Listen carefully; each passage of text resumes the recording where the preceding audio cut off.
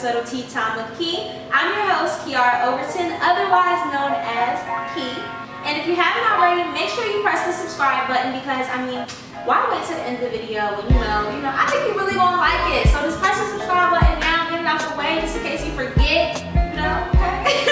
So make sure you guys press the subscribe button. If you're old and you've been watching my videos, oh my God, I appreciate you. You guys don't understand how much I genuinely appreciate the support of you guys supporting my channel and Tea Time with Key. It really means a lot to me. This very special episode, I have a man of many talents. I have my friend Rahiem on the show today. He has so many goddamn businesses in so many different lanes. I don't even know how to explain it. So I'm gonna let him explain it and give you guys a lot of great advice today for this episode. Stay tuned. Start with you introducing yourself. Alright, so my name is Rahiem Thompson. I'm a computer science student, graduated in December, and I started a company called Roletape. It's a talent agency, and there's about 12 of us on the team right now. Okay. So how did Roletape get started? So it started about my sophomore year. I had a lot of friends that were models, and I wanted a camera really bad. So my dad, he's into photography, so he had 2 cameras at the time, and he let me borrow his Canon T3i. So I started off, with a camera, and I just started taking pictures. I got a tripod, I took photos of myself, took photos of landscape stuff. Really started to teach myself the art of photography. I started to follow a lot of photographers on Instagram and watch people on YouTube like Peter McKinnon and tons of other YouTubers that make videos specifically for photography. And after I spent a lot of time taking so many photos, it turned into a portfolio, and that turned into a website, which turned into a company. Cool. So I know you drop a lot of dope content, especially the drone footage and stuff like that. I love that. So how do you come up with your content? Where do these ideas come from? How do you come up with all of this? Okay, so a lot of it is inspired by music. So I'll be walking around campus, or I'll be laying in bed, I might be doing homework and just listening to some nice vibey stuff, and then I'll start seeing stuff in my head this might look really good on camera. So I eventually either the next day I'll that's my best work comes out when it's super spontaneous. Right. So I have this video on my Instagram where I just finished class for the day, and I think it was about to start storming or something like that. And I was just I'm gonna take my drone out and kind of just test it out. And then the night before, I had heard this really nice, chill, vibey song. So, I took the drone up, I did some cool stuff with it, and then merged that together with what I heard the night before, and people liked it. So. How did you get into the drone? Because I remember I didn't know anything about that when I first was seeing footage like that. I'm like, how are people doing this? So how did you even get into learning how to fly your drone? That's a good question. Drone photography is something that recently blew up. I want to say maybe around 2017, 2016 is when people just started buying these drones. And a company called DJI, they're like the iPhone of the drone market. And I really just started saving up for one of their drones.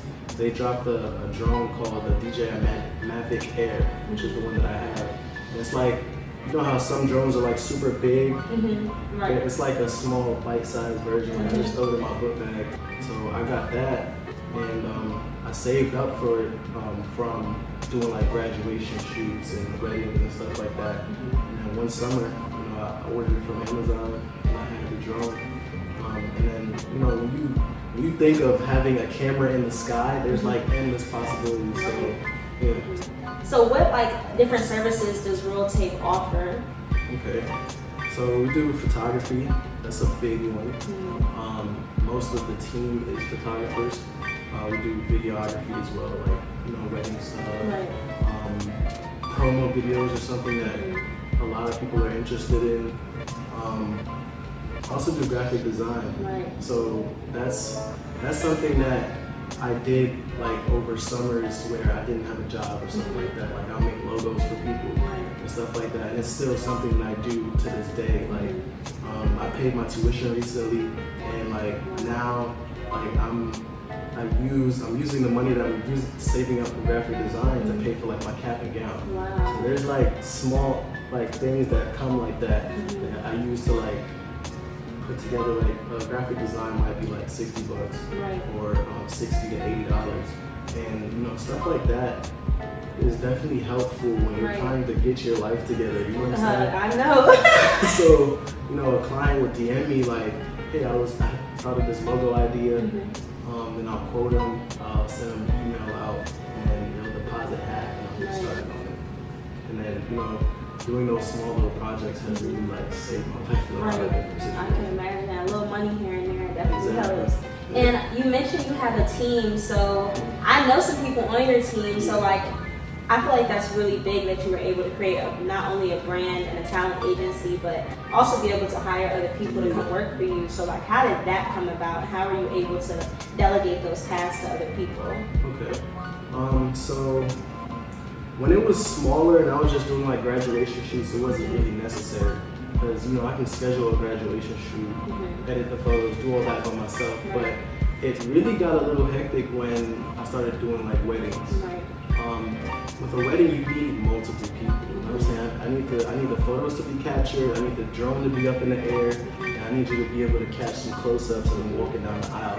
I can't do all that at once. So, you know, I hired a photographer and a videographer to come with me on the trip, and there was 2 different weddings, and I got to kind of pick and choose 2 different people, a couple different sets of people to bring with me to those weddings, and like it was such a proud moment to finish the wedding, put all the stuff together and package it and send it off in the name of one entity.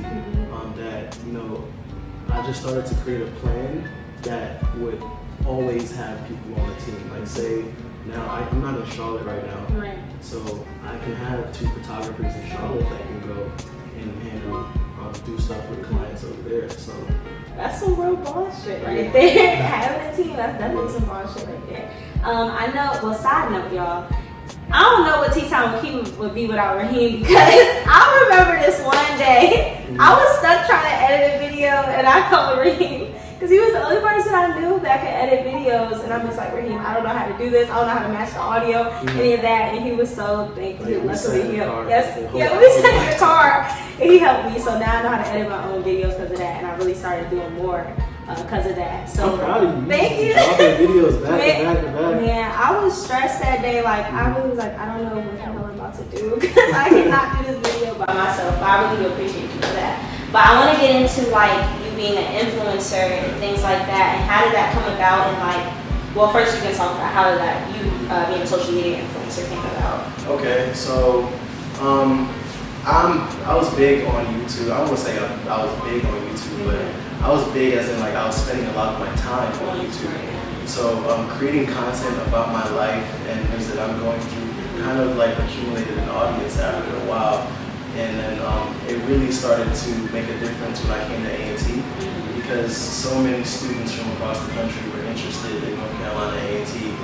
So I was just making Q&A videos, you know what I'm saying, campus tour. I was doing stuff like that.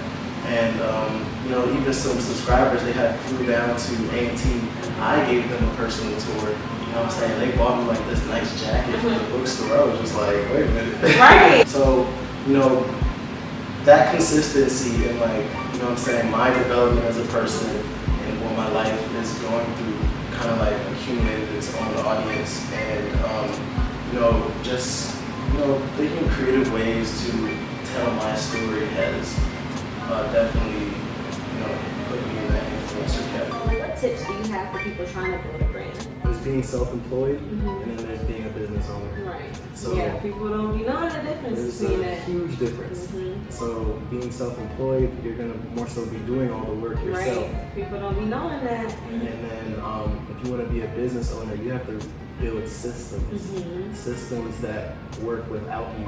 Like you don't have to be in there. So take that into account when you're trying to build these brands, because I see people building these photography companies with their names. I'm just like, you're literally setting yourself up for the next 5 years to be the only one taking these photos. Right. Exactly. So, and I feel like the direction that I took by, it started as RT, and I put the name Roletape on it. That direction was way better because now I can have book bags, I can have hats and scarves, as well as the photography and stuff like that. So, really just take time to think about what you want to build. You so damn creative because I'm just realizing that RT also is Rahiem Thompson and the Roletape tough as shit too because it go with see this creative thing right here, man. I'm telling you. What was I about to say? So for me, let's just talk about me for example. So I want to build a brand around motivation and being positive and also like traveling too. So like I always feel like I have a hard time with creating my page to have that niche so that, because I know like you want to have that niche so you have like the right followers following you and they support your content and it's like you're just dropping random stuff. Like what advice would you give me specifically with me having those type of brand dreams, aspirations? Okay. Have as much fun with it as you can. It's like, you know what I'm saying? There's one thing to be like motivational and be like super serious about it, but then there's also another thing to be like a role model. Like just like you can throw in bits of inspiration, or even instead of talking about like the motivational aspect of it, just have like a catchphrase that embodies all of that in one. So you have fun with your life, but then at the end or in the beginning of your videos, you sprinkle in that same motto every single time. So people just click back to, okay, I'm focused, I'm living my best life. Right. So I feel like that. I like that. That helped because I'm probably my little major key with keys, so something like that probably would work. A little motto, Right. So so I always ask everybody this because mostly everyone I interview are full-time students, but nobody I've interviewed is a full-time student and has a brand as big as yours. I feel like in terms of you actually have like people that work for you. So how are you juggling all of that? A lot. It's a lot of time management. Really, it's really just time management. Like I had a operating systems exam today. I had to do that while I was at work. And then I have a chemistry exam tomorrow at 9 a.m. So I'm about to spend some time after this interview to study for that test in the morning. So it's really just prioritizing as well. Because I could really have forgotten all about that test. I can really just not study for this next exam, but I really want to succeed in my academic career. So you have to be driven, and then you have to schedule the time apart for that stuff. So what are your plans after college? What do you want to do? That's a good question. I really want to get a full-time job. I don't want to have had spent 4 years in college and then my degree is not doing that for me. So in these next couple of weeks, I'm really just applying to different places to really use my degree in its best light. Because, what I'm saying? So some people might know I got a full ride scholarship. Check it out. I worked, but it would have meant nothing if I just spent a lot of that time, you know what I'm saying? And then to turn around at the end and have no job to show for it, that would really suck. So I'm really trying to make that degree work for me. But other than that, like, I've spent a lot of time building a brand and business as well. So if it turns out that I don't have a full-time job waiting for me, then I'm gonna go full-time into managing different artists, helping build photographers, businesses and stuff like that. Doing graphic designs. Right now my graphic design is like a more smaller package. Like I make you a logo, probably some flyers and stuff like that, give you some advice on your way. But I could build a bigger package where I work with you long term, where I build your logo, your whole thing, and like work with you for a long time. So there's opportunities like that I can create for myself now because I have such a large portfolio. I think that was like my biggest issue sometimes.